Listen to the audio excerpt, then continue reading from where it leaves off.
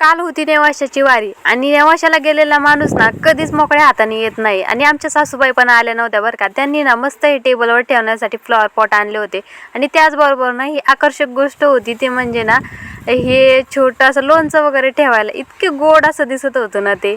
मला तर त्यांनी आणलेल्या गोष्टी ना खूपच आवडल्या होत्या. नंतर ना मला दुसऱ्या दिवशी मेहंदी लावायची असले ना मी आदल्या दिवशीच ती मेहंदी भिजत घालून ठेवत असते.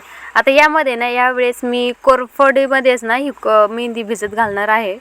पहिल्यांदाच ना हा प्रयोग मी करून बघत आहे कसा होतोय काय माहिती. मग लागूया आपल्या पुढच्या कामाला ते म्हणजे ना स्वयंपाक.